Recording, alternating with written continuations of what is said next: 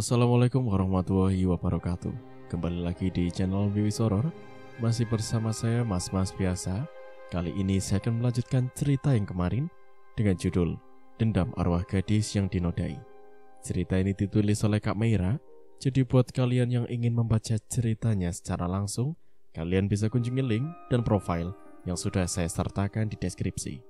Tanpa berlama-lama, langsung saja kita ke ceritanya. Teriakan Dion menggema di lahan hutan belantara. Namun meski Dion berteriak sekuat tenaga, takkan satu orang pun dapat mendengarnya. Aku tidak akan membuatmu secepat itu mati. Kamu harus merasakan sakit yang lebih dari apa yang kalian lakukan. Bisik sosok menyeramkan itu di telinga Dion. Dion merasakan sakit teramat. Dari luka goresan di pipinya, ditambah luka tusukan di lehernya. Nafas Dion tersengal merasakan perih dan sakit di sekujur tubuh. Salsa tak sama sekali memberinya ampunan, bahkan memberikan siksaan lebih dari apa yang mereka lakukan. Ampuni aku, Sah. Ampuni aku, lirih Dion dengan menahan sakit di sekujur tubuh. Tunggulah kematianmu, ujar sosok itu, lalu pergi dengan berubah menjadi asap hitam. Dion menahan darah yang terus mengalir dari luka-lukanya. Luka di kakinya yang masih basah, ditambah goresan dan tusukan kuku yang masih merembeskan cairan merah kental, membuat keadaannya semakin melemah. Hingga beberapa waktu menahan sakit, pandangan Dion pun menggelap dan tubuhnya lunglai, sehingga Dion terjatuh di tanah. Mentari pagi telah menyapa. Mata Dion mengerjap. Melihat sekeliling hanyalah sebuah pohon, dan hutan belantara membuatnya kebingungan hendak pergi mencari bantuan ke arah mana. Matanya masih melirik ke sekitar, mencari keberadaan Rija. Namun, di sana hanyalah dirinya sendiri. Dion jelas mendengar erangan Rija dari malam. Namun saat menelisik, di sana hanyalah dirinya seorang. Jah, panggil Dion dengan berteriak memanggilnya. Rija. Hingga berkali-kali Dion memanggil nama sahabatnya, namun sama sekali tidak ada sahutan. Dengan susah payah, Dion memboyong tubuhnya yang penuh luka dan menahan segala sakit yang dirasa, guna mencari jalan untuk keluar dari sana. Hingga berkali-kali Dion menelusuri. Rupanya ia hanya tetap berkeliling di tempat yang sama dan tidak menemukan jalan baginya untuk keluar.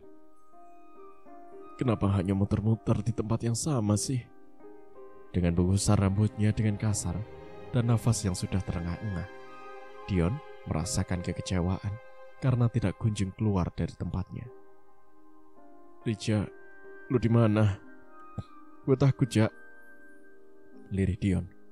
Tanpa diduga, pelupuk matanya menjatuhkan bulir-bulir bening yang membasahi kedua pipinya.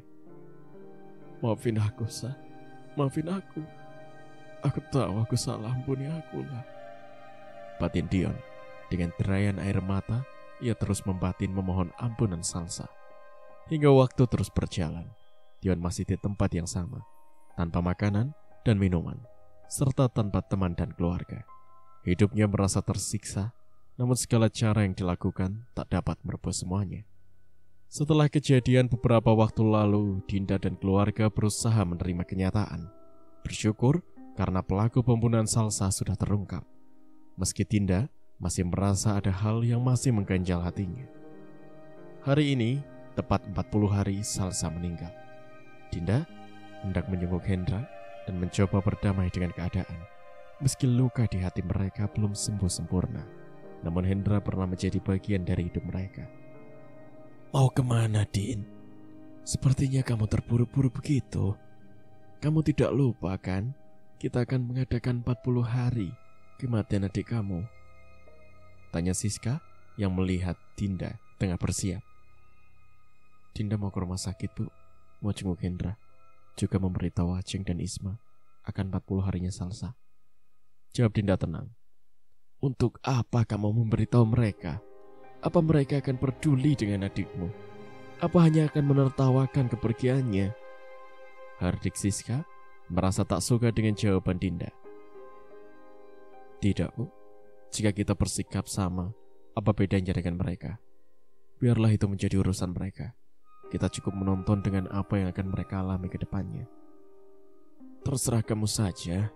Jika mereka macam-macam akan ibu pastikan ibu tidak akan diam. Siska pun meninggalkan Dinda dengan kekesalan yang masih kentara di hatinya. Dinda hanya menggeleng. Dinda mengerti kekecewaan orang tuanya. Tapi biarlah itu menjadi urusan Siska. Meski mereka tak tahu jelasnya, namun Dinda yakin Salsa akan menuntut balas pada setiap pelaku kejahatan atas dirinya.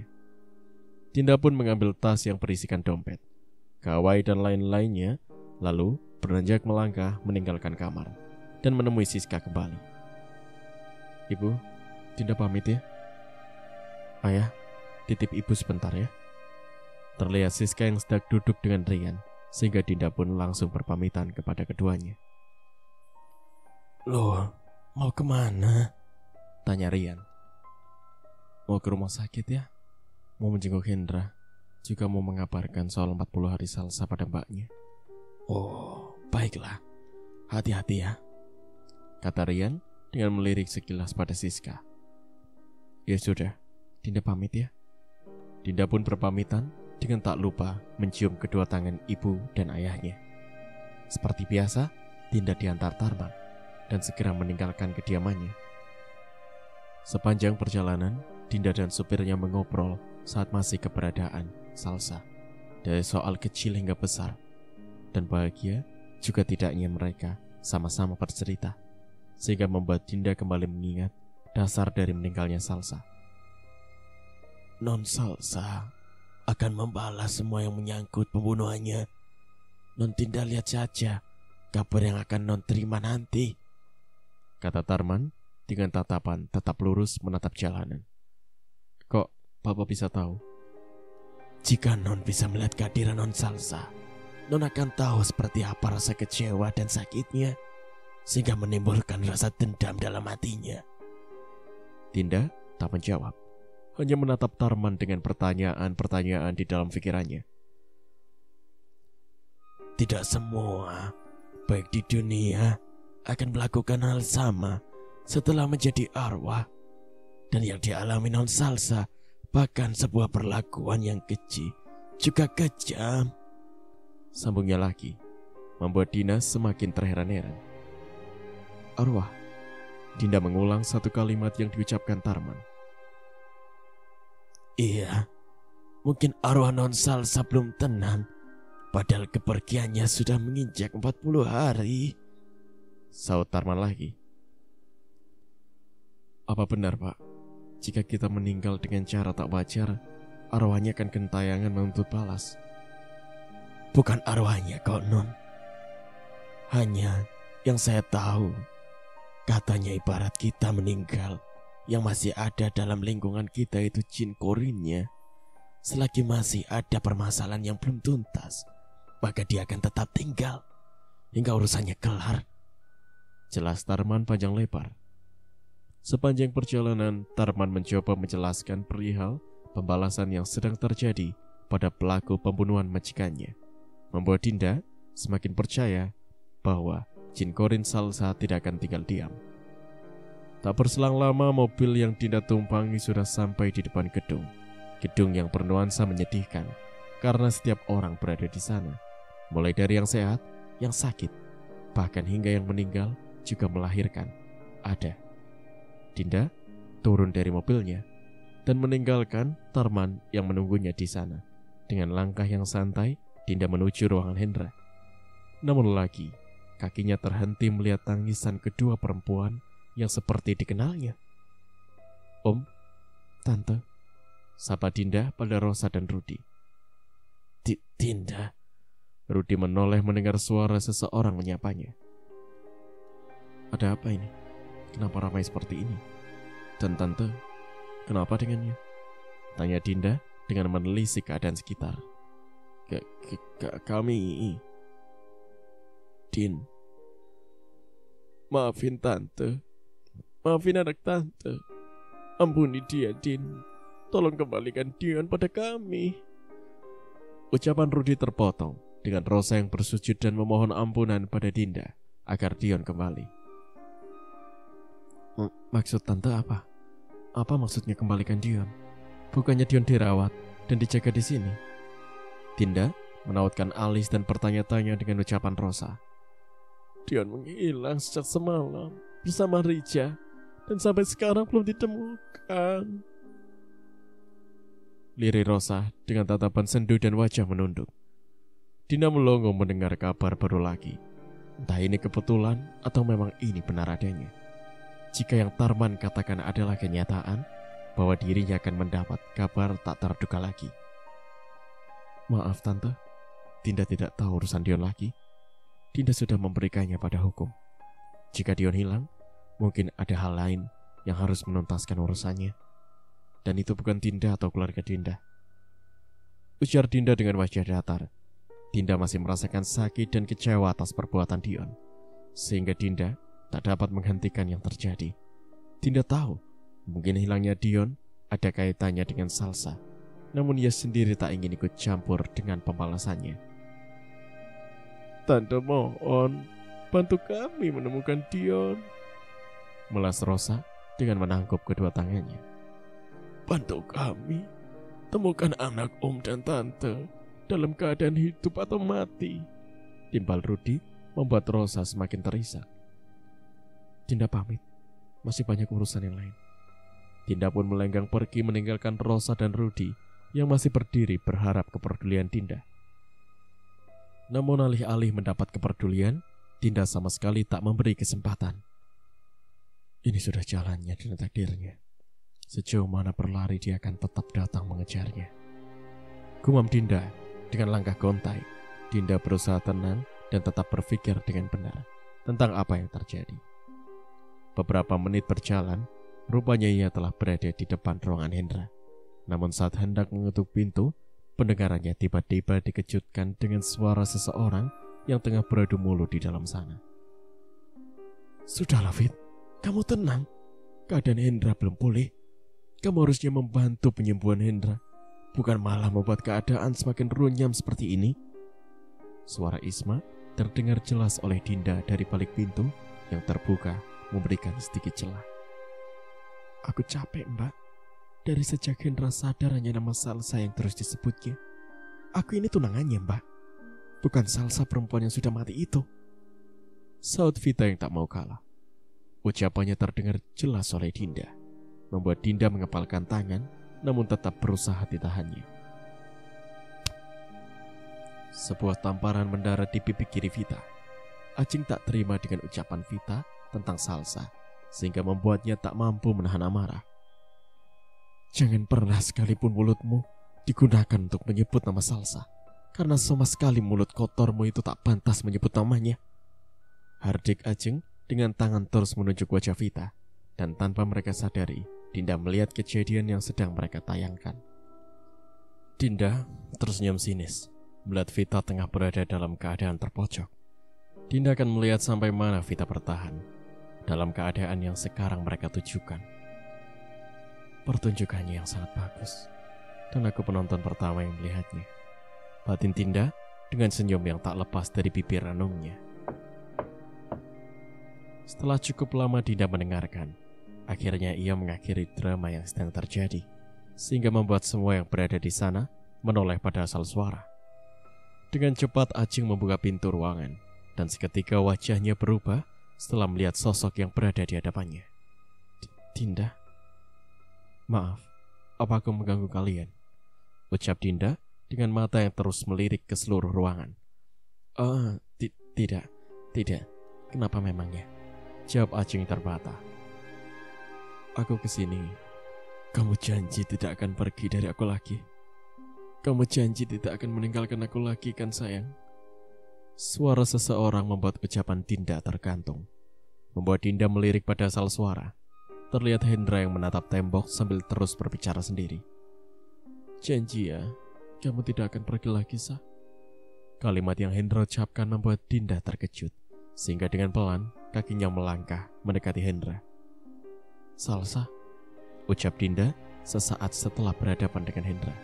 Hendra hanya senyum-senyum bak orang tidak waras. Tangannya menggenggam sebagaimana orang yang sedang berpegang tangan.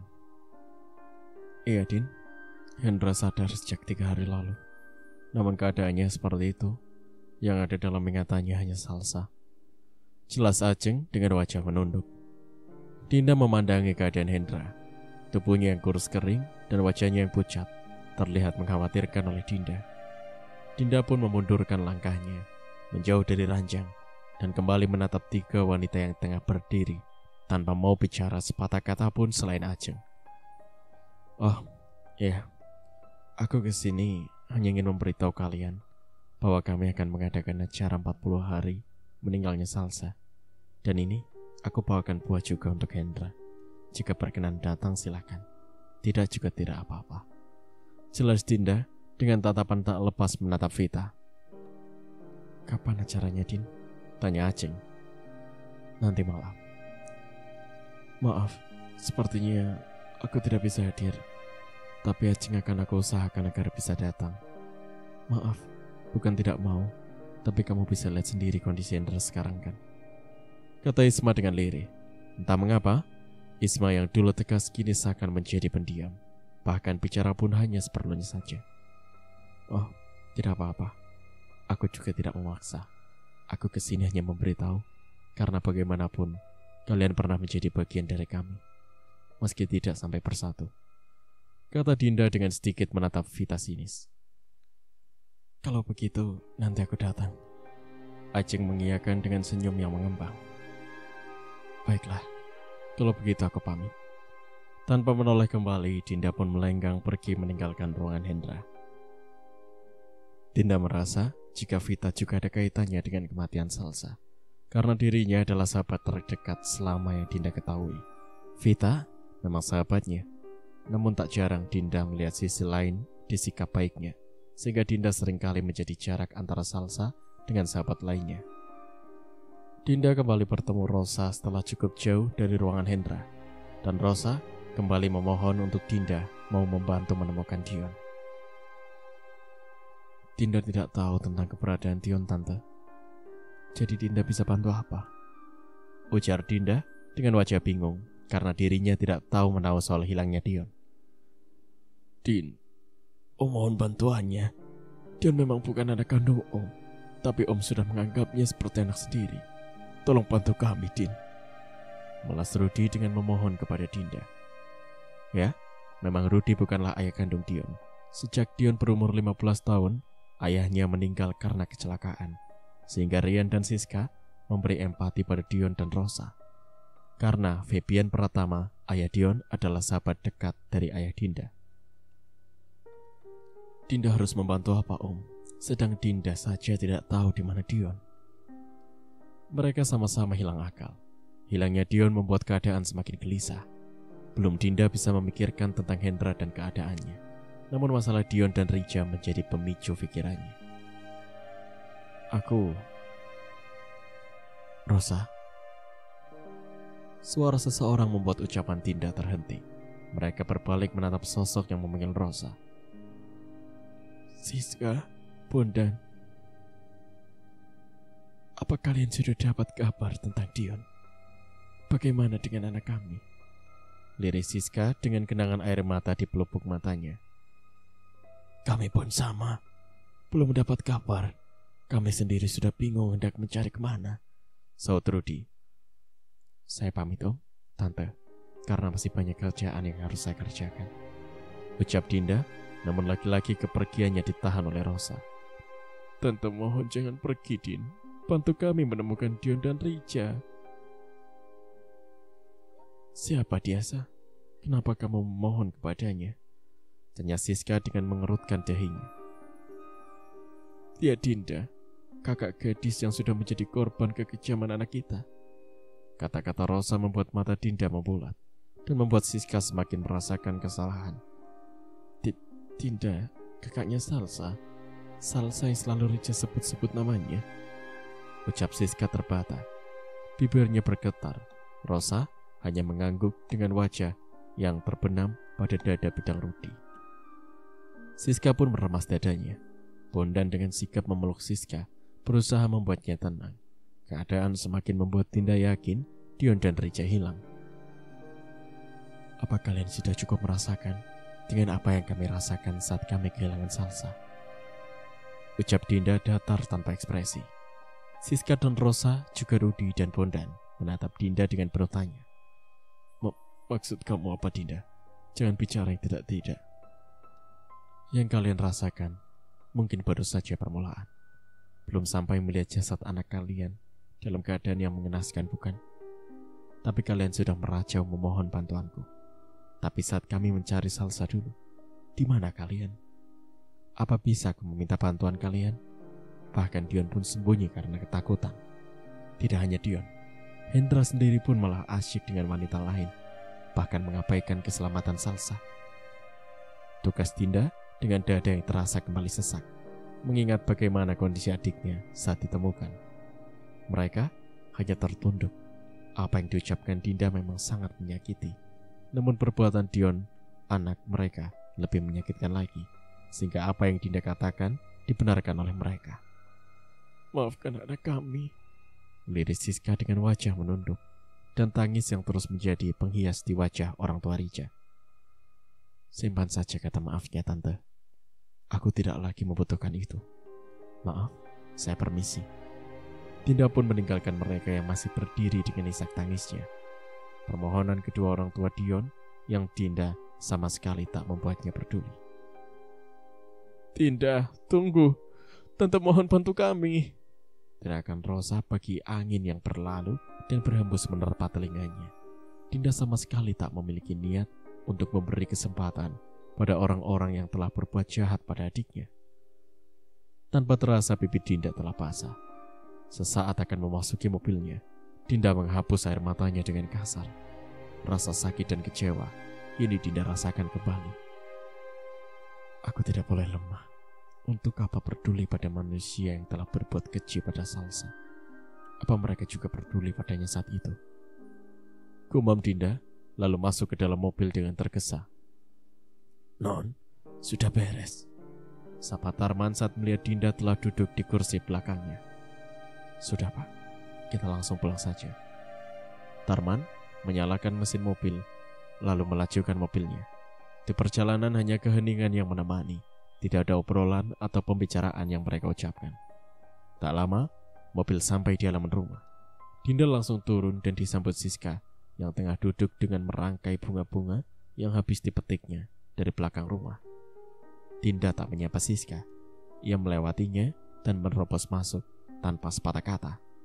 Siska heran apa yang terjadi pada Dinda, sehingga tak biasanya tidak berlalu tanpa menghiraukannya. Dinda, panggilan Siska diabaikan Dinda. Tanpa menoleh, Dinda masuk ke kamar dan langsung menguncinya. Dinda, suara Siska terus memanggilnya dari luar sana. Namun Dinda enggan untuk membuka dan menghampiri ibunya. Dinda tidak mau melihat ibunya kembali mengingat bagaimana saat ditemukan dan peristiwa yang menimpa Salsa. Dinda tahu betul bahwa ibunya akan kembali terpuruk setelah mengetahui kejadian yang menimpa Dion dan temannya. Dinda mengurung diri di dalam kamar. Setelah pukul 16.30, Siska berusaha memanggilnya, karena sejak pulang Dinda tak kunjung keluar. Din, suara Siska yang terus memanggil Dinda. Dinda tak menghiraukannya. Din, bantu ibu sama yang lainnya. Ini sudah sore. Kenapa kamu diam terus di kamar? Acara nanti malam loh, Din. Tak lama pintu terbuka. Terlihat Dinda yang baru terbangun dari tidur, juga matanya yang sembab. Maaf, Bu, Dinda lupa. Kamu tidak apa-apa kan? Kenapa ngurung diri di kamar? Wajah kamu juga sembab. Kamu menangis. Gak apa-apa kok, Bu. Cuma lagi kurang enak badan aja. Ya sudah, Dinda ke kamar mandi dulu ya, Bu. Ya sudah, nanti nyusul ya. Siska pun kembali melanjutkan pekerjaannya. Di rumah Siska sudah banyak tetangga yang membantunya, dari yang memasak dan menyiapkan semua keperluan untuk acara yang akan diadakan. Dinda pun membantu para tetangga, dari memasak hingga membuat makanan yang akan disajikan. Waktu mengadakan acara telah tiba. Tahlilan untuk acara 40 hari kematian Salsa. Semua orang telah berkumpul dan tengah berdoa. Begitupun dengan keluarga besar Siska. Acara telah usai dengan lancar, dan semua merasakan kecewa atas apa yang menimpanya. Semua yang mengenal Salsa mengucapkan belasungkawa. Meski telah 40 hari kematiannya, namun mereka selalu merasakan kehangatan Salsa karena kebaikannya. Sudut pandang penulis. Malam semakin larut dan keadaan semakin sunyi. Rumah yang tadinya ramai terlihat sepi karena penghuninya telah berada dalam mimpi. Malam ini tepat di mana 40 harinya seorang gadis malang yang telah berpulang dan tengah membalaskan dendam pada setiap orang yang telah melakukan perbuatan jahat kepadanya. Di tengah hutan, suara lolongan anjing dan burung malam saling bersahutan. Begitupun dengan seseorang yang tengah mencari jalan untuk keluar dari hutan belantara sana. "Tolong! Tolong aku!" teriakan seseorang menggema di dalam kegelapan malam, tanpa ada yang membantu dan mendengar. "Aku mohon, keluarkan aku dari sini!" Ucapannya memelas, meminta pertolongan. Namun sangat disayangkan, pengaruh lain telah menggelapkan segalanya. "Ma, Pa, tolong Rija. Tolong ampuni aku, Ma, Pa," lirihnya. Dia laki-laki yang selalu beradu dengan pembalasan yang akan datang. Rija, seorang pemuda yang telah melakukan kejahatan hanya karena takut akan ancaman jika pengaruh sebuah minuman membuatnya kalap, sehingga melakukan kesalahannya yang membuat hidupnya berada dalam kehancuran dan masalah yang tak akan bisa orang lain hentikan. "Maafkan aku mohon lepaskan aku." Sungguh, permohonan itu sebagai penyanyian dalam mengantar kematianmu. Suara seseorang membuat Rija terpaku. Kakinya bergetar merasakan kehadiran sosok yang masih tertutup kegelapan. "Jangan sakiti aku mohon." Melas Rija dengan wajah yang telah memucat. Seketika, keadaan menjadi terang remang dengan cahaya yang timbul dari sebuah kilauan. Rija terkejut menatap sosok yang telah berdiri di hadapannya. Bibirnya bungkam dan tubuhnya terpaku seakan tak dapat digerakkan. "Jumpa lagi. Apa kau siap menyambut kematianmu? Melepas nyawa dari tubuhmu?" Ucap sosok di hadapannya dengan senyum yang menyeringai. Wajah hancurnya yang dipenuhi oleh ratusan bahkan ribuan belatung terus menggeliat. Cairan lendir yang keluar menetes dari bibirnya yang sobek mengeluarkan aroma bau busuk yang amat pekat. "Salsa," lirih Rija dengan matanya membulat melihat kuku-kuku runcing sosok Salsa. "Jangan, Sa, aku mohon." Satu dua luka yang dirasakan Rija tidak ada bandingnya dengan luka yang mereka torehkan. Luka goresan di wajah dan lehernya sama sekali tak dapat menembus satu luka yang sudah ternanam. "Sakit? Tidak, bahkan ini belum seberapa. Bayangkan saja bagaimana rasanya kau jatuh dari atas sana." Tunjuk sosok Salsa pada sebuah tebing yang berada di hadapannya. Rija menggeleng, menelan ludah dengan susah payah. Sendi-sendinya seakan berhenti bekerja, membayangkan bagaimana jika tubuhnya yang terjatuh dari atas sana. Salsa mencekik leher Rija dengan menusukkan kuku-kuku runcingnya. Teriakan Rija pakai nyanyian yang amat syahdu bagi Salsa yang telah penuh dengan dendam. Baju yang digunakan Rija dipaksanya ditarik, dan tanpa selai benang Rija tergantung-gantung dalam jerat cekik Salsa. Salsa menunjukkan kukunya yang lebih tajam, dan dengan menggores perutnya, memberikan kehangatan pada Rija dari cairan merah kental yang telah mengucur dari luka sayatannya. "Jangan, Sa, tolong ampuni aku," lirih Rija dengan derayan bulir bening yang sudah menghujani pipinya. "Kau lupa rasa sakit yang kau berikan kepadaku dari barang milikmu?" ucap Salsa dengan suara paraunya. Kuku runcingnya diarahkan pada area vital Rija, membuat Rija semakin gemetar dan ketakutan. "Luka dan sakit yang tak akan dapat terobati oleh apapun juga." Tatapan tajam Salsa seakan membunuhnya saat itu juga.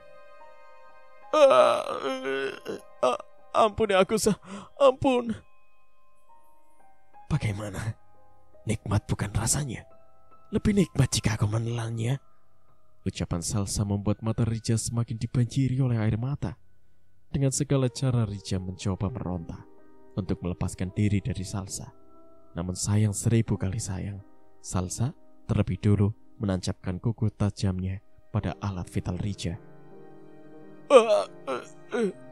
Rangan demi rangan terdengar memilukan. Namun bagi Salsa itu adalah sebuah nyanyian yang amat merdu. Salsa menancapkan lebih dalam, sehingga akhirnya terlepas dari tempatnya. Rija pun terjerembab ke tanah dengan mulut yang terus mengerang kesakitan. Rasanya nikmat, sangat nikmat. Sebuah daging yang dikunyah dengan darah yang terus mengalir dari potongan lainnya begitu rangun didengarnya.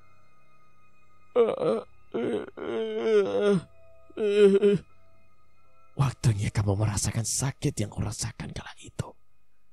Dengan kembali mencekik leher Rija, sosok Salsa kembali mengangkatnya dengan tatapan tajam dan amarah yang telah ditahannya. Matilah kau iblis.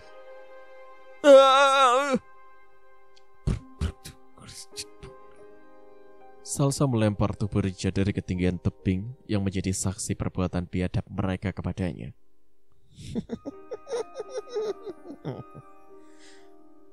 Suara tawa menggema di keningan malam. Rija telah mengembuskan nafas terakhirnya dan telah mati seketika dengan luka dan sayatan yang dibuat Salsa. Kalian akan mati, akan mati. Sosok Salsa pun menghilang dengan sebuah kalimat yang menandakan dendam telah bersemayam di hatinya. Di dalam kegelapan dan keheningan malam, tinggallah seseorang menyayat laki-laki tanpa busana. Dengan luka di sekujur tubuh, tanpa ada yang tahu bahwa dia telah tiada. Suasana kembali gelap, dan malam semakin mencekam. Rintik hujan mulai turun membasahi bumi yang gelap dan hening di tengah hutan. Namun Salsa tengah bersenandung, menyambut seseorang yang telah menyusuri hutan dalam keheningan malam. Larilah selagi kau mampu, seru Salsa dengan suara yang lirih. Sosok pemuda yang tengah berjalan di atas satu kaki, dengan keadaan tubuh yang sudah dalam keadaan tak menentu, terperangah dengan suara yang sangat familiar di telinganya. Dion hendak berlari dan menghindari sosok yang selalu menghantuinya. Namun sayang, langkahnya terlalu kalah dengan sosok yang tengah berada di hadapannya. Wajah Dion seketika memucat, melihat Salsa telah berdiri dengan kuku runcingnya yang tajam, yang seakan hendak menerkamannya saat itu juga.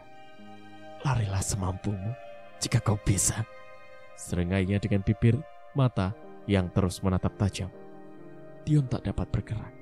Tubuhnya seakan terkunci di tempat. Lidahnya keluh dan suaranya tercekat. Dion berusaha menggerakkan seluruh tubuhnya dengan usaha sebisa mungkin. Akhirnya Dion mampu melangkah meski dalam keadaan gontai. Jangan ganggu aku, Sal. Tolong. Lirik Dion dengan wajah yang sudah pucat bak mayat. Serengaian Salsa semakin membuatnya merasakan hawa yang tak biasa. Tak lama, Salsa pun bersenandung dengan lagu tembang Jawa. Dalam keadaan gelap dan sunyi, semakin menambah kengerian malam ini. Dion hendak lari, namun kakinya seketika tak dapat bergerak. Larilah jika kau mampu. Sosok Salsa kembali memperlihatkan senyum yang tak mampu dimaknakan oleh Dion. Aku mohon, maafkan aku. Ampuni aku tahu aku salah. Salsa berhenti bersenandung. Wajahnya memancarkan kemarahan yang amat dalam. Matanya memerah dan kuku di tangannya kembali meruncing. Apa katamu? Maaf. Apa pantas perbuatanmu aku maafkan? Apa waktu itu permohonanku kalian dengarkan? Tidak. Bahkan kalian menganggap tangis biluki itu sebuah senandung, bukan? Dengan cepat, Salsa melayang dan mendekatkan wajahnya dengan Dion. Dion tak dapat menghindar dengan keadaan kakinya yang tak dapat bergerak. Lalu apa aku harus memaafkan dan mengampuni kalian? Dion menggeleng, menyadari kesalahannya yang sangat fatal.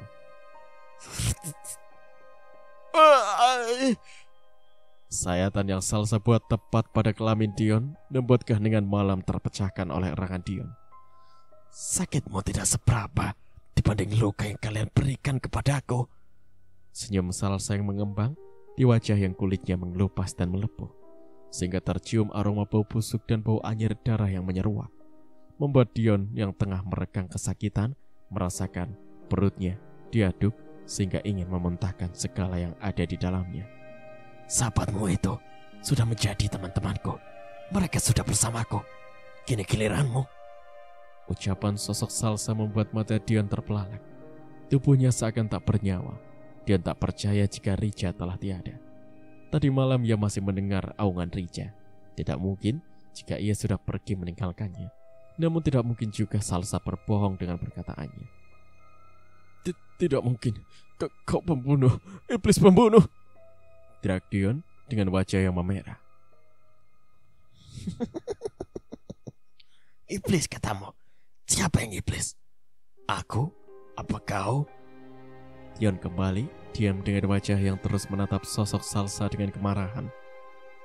Kau yang membuatku menjadi iblis.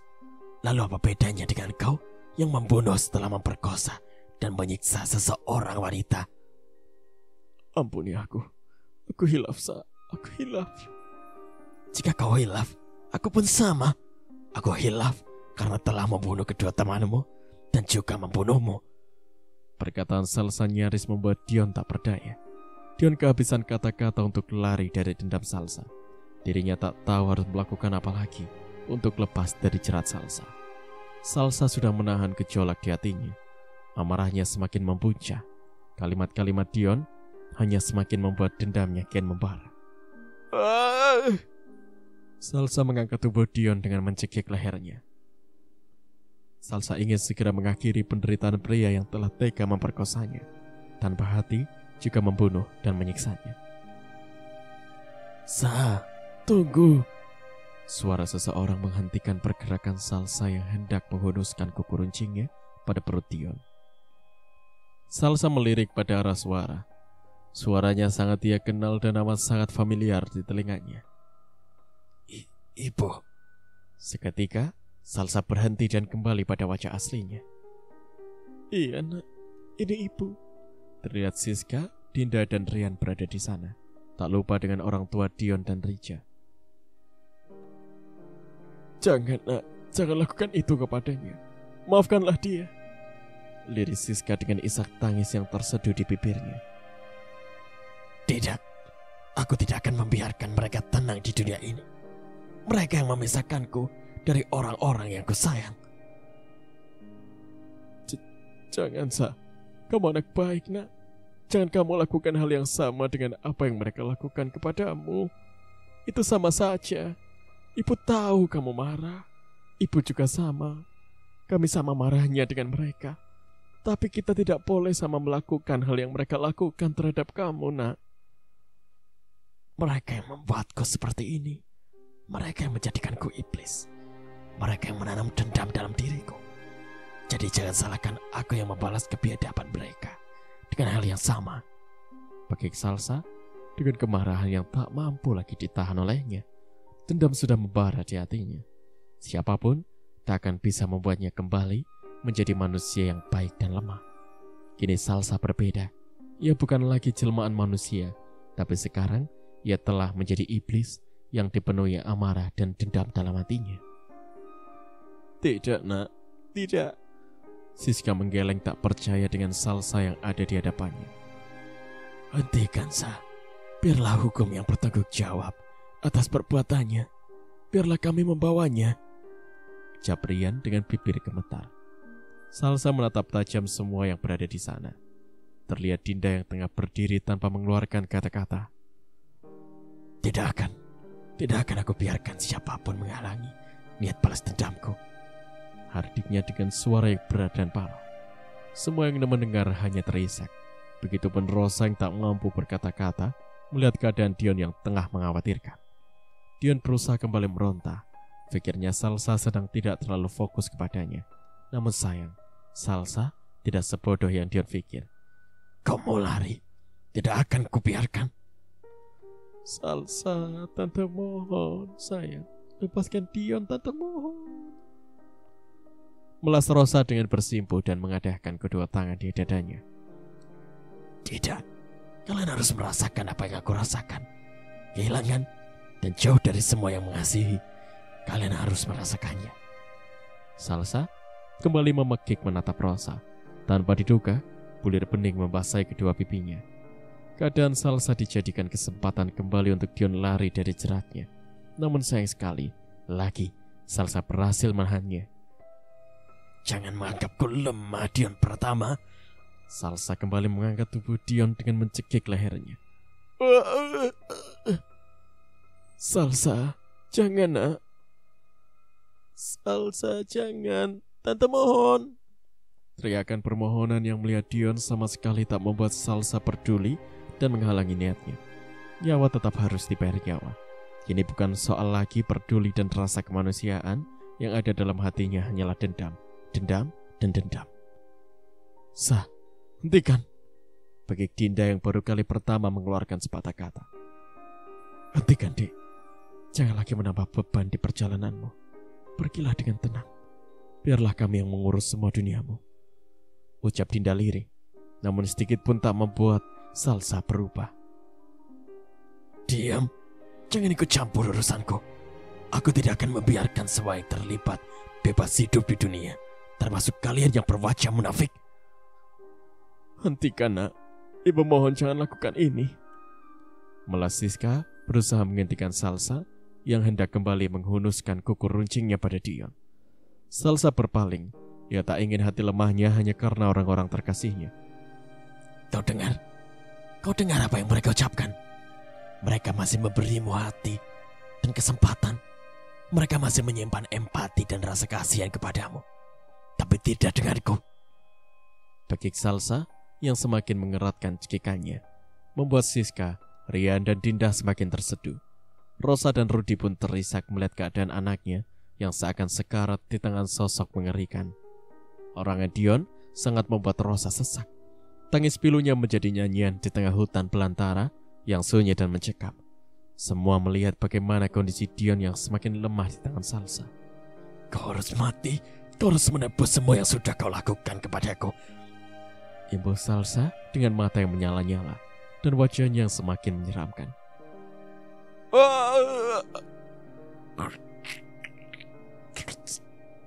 Tidak. Semua histeris melihat Dion yang telah terkulai tak bernyawa. Semua menyaksikan bagaimana Salsa mengakhiri hidup Dion dengan rasa sakit dan siksaan yang sepadan diterima olehnya.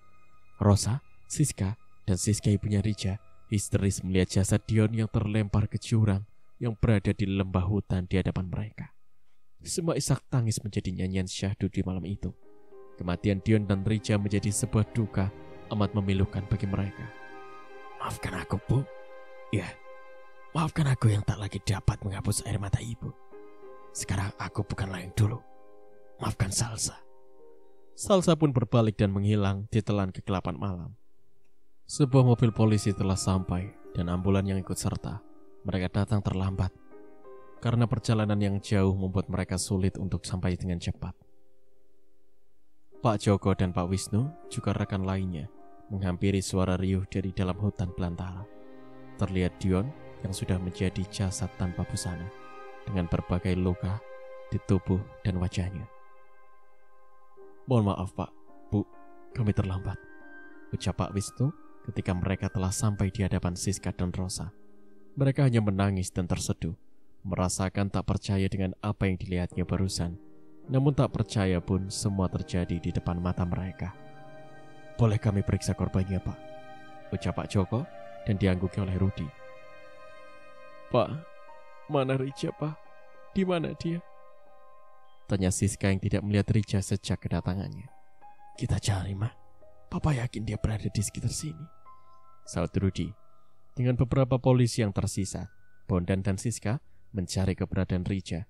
Setelah 30 menit mencari, terlihat sebuah mayat yang terbujur kaku di bawah tebing yang tak jauh dari mereka berdiri. Dengan penerangan sebuah baterai, maka mereka mendekati, ingin melihat jelas siapa yang tengah terkulai dalam keadaan luka di sekujur tubuh. Mata Siska dan Bondan membulat. Dadanya sesak setelah melihat siapa yang telah terkulai di hadapannya. Tubuh tanpa busana dan luka di sekujur tubuh membuat hati Siska semakin teriris. Rija. Siska memengkik kaku, lalu memeluk jasad yang sudah terpaku. Air mata membasahi kedua pipi keduanya. Ingin menganggapnya sebuah mimpi, namun ini kenyataan pahit yang harus mereka terima. Kehilangan orang terkasih dengan cara tragis. Nak, bangun sayang. Ini mama sama papa, nak. liris Siska dengan terus mencium dan mengelus wajah pucat Rija. "Pak, bangunin Rija, Pak. Anak kita kesakitan." Bondan hanya mendekap erat wajah Siska. Ia berusaha setegar mungkin, meski sebenarnya hatinya pun terluka. "Sabar, Ma. Tenang. Ini sudah kehendaknya, dan kita harus menerima kenyataan," ujar Bondan dengan mengusap pipinya dengan kasar. Akhir tak terlihat lemah di hadapan istrinya. Siska terkulai lemah, tubuhnya ambruk, tak dapat lagi menahan sesaknya di dada. "Pak, tolong bawa anak saya. Istri saya pingsan. Saya harus segera membawanya ke mobil," ujar Bondan yang amat panik dengan keadaan yang menerpanya. Semua sudah kembali pada kendaraan masing-masing, dan kedua jasad sudah berada dalam satu mobil. Isak tangis menjadi pemecah kesunyian di sepanjang jalan. Kenyataan pahit yang mereka terima amat pahit untuk ditelan. Masing-masing dari keluarga membawa jasad anak mereka pada kediamannya sendiri-sendiri. Terlihat Dinda yang hanya termenung setelah menyaksikan yang terjadi malam ini. Namun, di sudut lain, bibirnya tersenyum melihat orang-orang yang sudah membuatnya berduka. Kini mereka mengalami hal yang sama. Namun, pikiran Dinda masih merasa bahwa ini belum selesai. Semua yang terkait atas pembunuhan Salsa masih ada yang berkeliaran. Entah siapa yang masih terkait dengan hubungan kematian adiknya. Dinda masih ragu jika hanya ada mereka bertiga. Begitu juga keadaan rumah sakit yang merawat Hendra. Isma dan Vita tengah menunggu kedatangan Ajeng yang sejak kepergian dari sana belum kunjung kembali. "Mbak, ini malam sudah larut. Kenapa Ajeng belum kembali juga? Apa dia tidak mengabari kalau tidak pulang ke sini?" tanya Vita pada Isma yang terus mondar-mandir bak setrikaan. "Entah, Fit. Mbak merasa ada yang tidak beres. Perasaan Mbak sungguh tidak enak sejak Ajeng pergi ke rumah Tante Siska." Suara telepon berdering. "Siapa, Mbak?" "Ajeng, Fit. Sebentar ya." Isma pun menjauh dan mengangkat telepon dari Ajeng. Namun wajahnya sungguh tak dapat digambarkan. Terlihat keterkejutan di wajah Isma dan juga syok yang amat mendera. "Mbak, kenapa?" Vita menghampiri Isma yang terlihat terhuyung setelah menerima panggilan dari Ajeng. Dion, Fit. "Dion kenapa, Mbak? Sudah ketemu?" saut Vita dengan kening sedikit mengernyit. "Dion tewas. Dia meninggal di tengah hutan, di mana Salsa ditemukan." Isma menjeda ucapannya, lalu tarik nafas dan membuangnya dengan kasar. "Salsa membalas dendam pada orang-orang yang telah membunuhnya. Dion, Angga, dan Rija sekarang sudah tiada. Sungguh aku tidak percaya.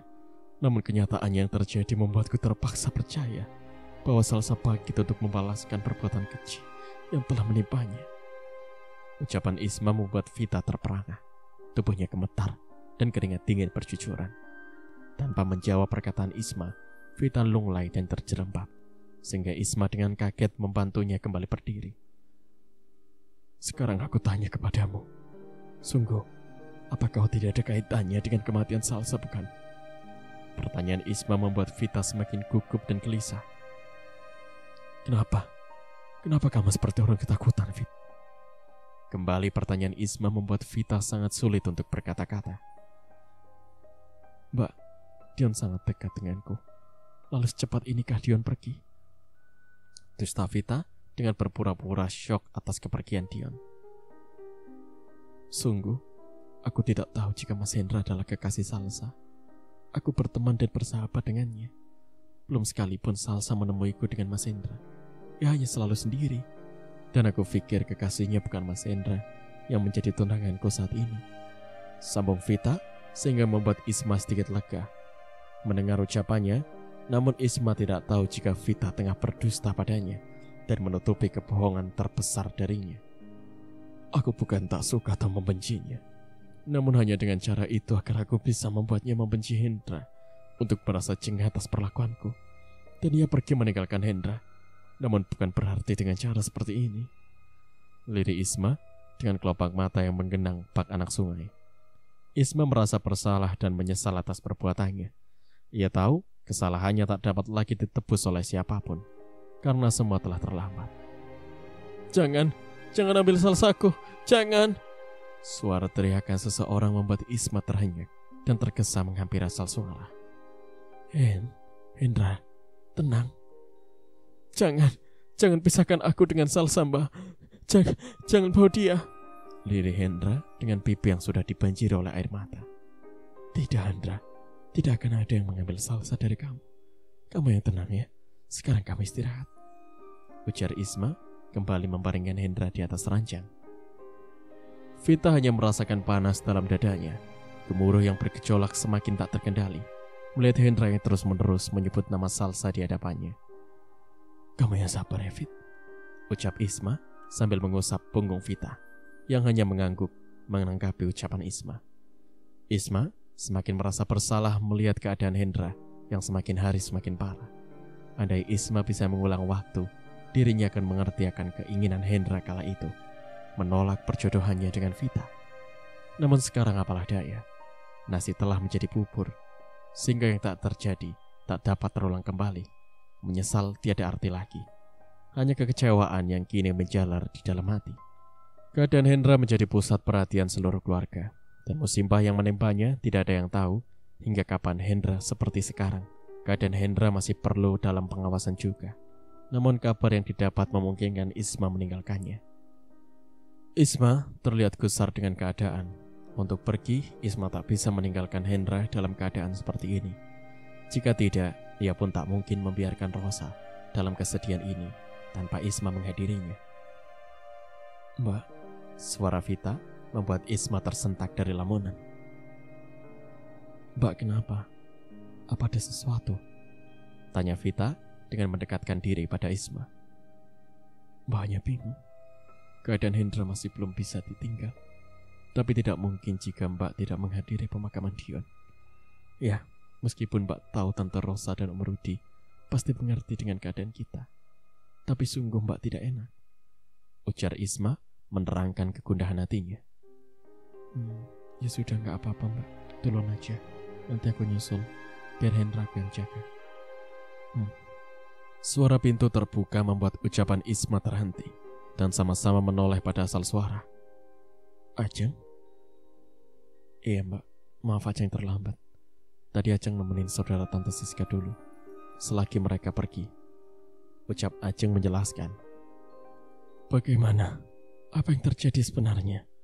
Apakah Dion tidak bisa diselamatkan? Lalu bagaimana dengan Om dan Tante? Cecar Isma dengan segala kekhawatiran. Aku belum tahu, karena tadi waktu mereka kembali, aku melihat mereka dalam keadaan menangis. Jadi aku tidak mau banyak bertanya. Hanya satu Dinda mengucapkan satu kalimat. Semua yang berhubungan dengan kematian Salsa, mereka tidak akan selamat. Entah masih ada yang lain atau hanya mereka bertiga yang sekarang sudah tiada. Jelas Ajeng dengan manik mata menatap tajam manik Vita. Ucapan Ajeng tidak mendapat satu patah kata pun dari Isma maupun Vita.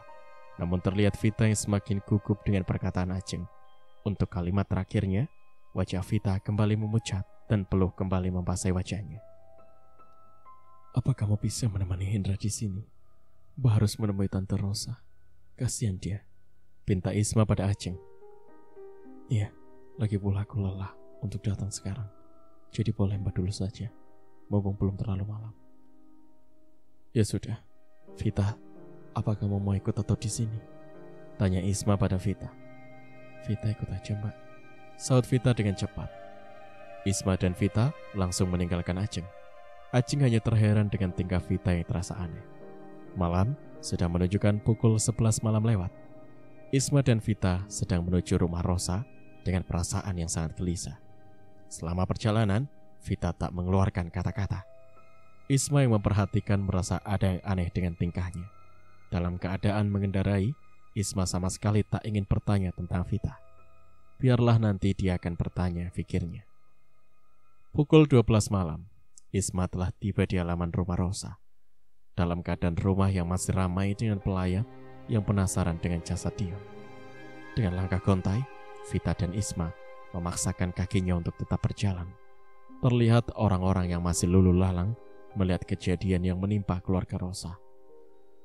Lagian, jadi anak kok gak tahu diri ya?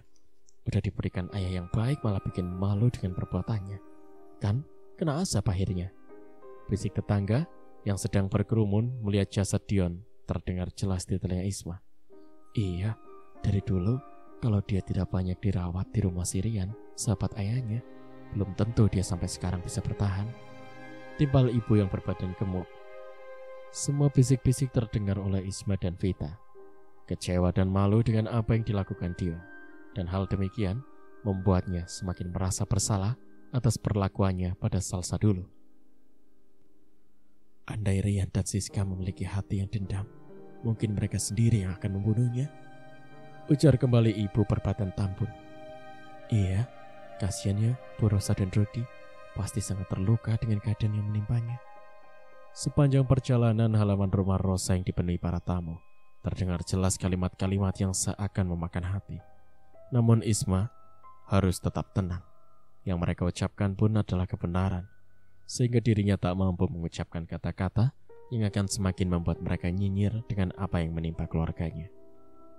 Tante, setelah sampai di pintu utama, terlihat Rosa yang tengah terisak dengan memandangi mayat Dion yang ditutupi kain jarik.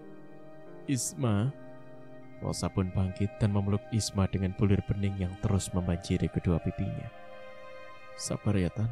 Om, Isma ikut berduka atas kematian Dion. Rosa hanya memeluk Isma dengan erat tanpa menjawab ucapannya. Terlihat kesedihan yang mendalam di hati Rosa. Dan begitu terpukulnya Rosa dengan kematian Dion yang amat tragis. Maafkan Tante, Ma. Maafkan kami. Tante tidak salah. Tante yang sabar ya. Tidak ada yang perlu dimaafkan. Semua sudah terjadi. Rosa semakin terseduh. Kenyataan amat pahit diterima olehnya. Namun bagaimanapun, itu adalah balasan yang harus diterima Dion atas perbuatannya. Andai Dion dapat berpikir panjang sebelum melakukan perbuatan kejinya, mungkin semua ini tak akan terjadi. Bahkan mereka masih bersama dan baik-baik saja. Begitupun dengan keluarga Siska. Mungkin mereka masih dalam keadaan baik dan tidak akan merasa bersalah atas kejadian yang terjadi pada Salsa. Maaf Pak, Bu, Ustadz Fatih sedang tidak di rumah. Jadi sepertinya jasad Dion besok baru dapat kita mandikan dan dikafani. Ujar seorang bapak yang tengah ngos-ngosan. Pak Jabani adalah tetangga rumah Rudy dan Rosa yang diperintah untuk memanggil Ustadz Fatih untuk segera mengurus jasad Dion. Baiklah, tolong jaga mayat anak saya. Baik, Pak. Selain dari yang telah pulang, masih banyak yang masih menemani dan membacakan lantunan surah Yasin untuk menjaga jasad yang masih terbaring dengan keadaan yang amat memilukan bagi siapapun yang melihatnya. Malam kian larut, lantunan ayat Al-Quran masih terdengar syahdu. Namun Rosa semakin pilu dengan keadaan Dion yang semakin membiru. Bau apa ini? Ujar salah seorang warga yang tengah duduk menghadap jasad Dion. Dalam keadaan berduka, kediaman Rosa tiba-tiba riuh dengan aroma bau busuk yang menyengat dan menyeruak di seluruh ruangan. Iya, bau apa ini? Busuk sekali. Timbal ibu lainnya yang tak lain Bu Yati. Bau busuk dari mana ini? Dan bau amis yang menyatu dengan busuk ini semakin pekat, Pak. Ucap Pak RT yang terkejut dengan riuh warga yang mencium bau busuk dan bau anyir. Rosa, Isma dan Vita dan Rudy merasa heran dengan yang terjadi di rumahnya. Mereka saling pandang bertanya dalam isyarat. Dari mana bau busuk ini datangnya, Tan? Tanya Vita pada Rosa. Entahlah, tiba-tiba bau busuk ini menyeruak begitu saja. Sebelumnya tidak tercium bau apa-apa kan? Mereka terus menerka-nerka dan mencari asal dari bau busuk yang mereka cium amat menyengat. Namun, sama sekali tidak menemukan bangkai tikus atau hewan lainnya di dalam sana. Ini bau mayatnya Dion, ujar salah seorang bapak-bapak yang tiba-tiba dengan wajah yang memerah menahan gejolak di perutnya. Rosa berbalik menatap Pak Ian yang mengucapkan kalimat itu, bahwa bau busuk yang datang dari jasad anaknya. Jangan sembarangan bicara ya Pak, anak saya baru meninggal. Tidak mungkin sudah tercium bau busuk. Hardik Rosa dengan wajah merah menahan amarah. Jika ibu tidak percaya, silakan ibu cium sendiri dan lihat sendiri, saut Pak Ian tegas. Rosa kembali menatap wajah seluruh warga yang berada di rumahnya. Isma dan Rudy tidak mengerti lagi dengan yang terjadi. Mereka pun sama-sama mendekati jasad Dion. Seketika, bau busuk dan amis tercium amat pekat di jarak lebih dekat dengan jasad Dion. Cerita pun bersambung. Nantikan kelanjutan ceritanya di part berikutnya. Terima kasih. Wassalamualaikum warahmatullahi wabarakatuh.